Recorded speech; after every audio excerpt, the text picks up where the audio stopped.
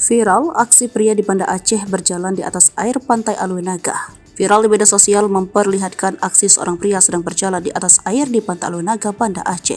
Aksi pria itu pun ramai menjadi perdebatan warganet lantaran dinilai mustahil dan hampir tak mungkin terjadi.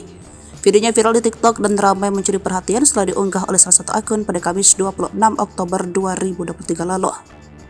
Dalam unggahan tersebut tampak seorang pria yang sedang berjalan ke arah tengah-tengah pantai Alwe Naga. Pria tersebut berjalan dengan santai di atas air bak sedang mengapung.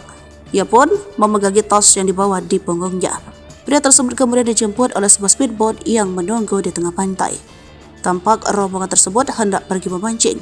Jemput ayam Mariana terdampar di Kuala Alwe Naga, tulis akun tersebut. Menariknya, aksi pria tersebut saat berjalan di atas air mencuri perhatian warganet. Banyak dari mereka yang berdebat perihal bagaimana cara pria tersebut bisa berjalan di tengah pantai dengan kondisi air yang tampak dalam.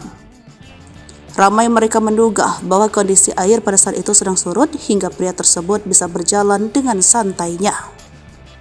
Namun, pengunggah video berdalih, air di wilayah itu memang sedang dalam kondisi yang cukup dalam.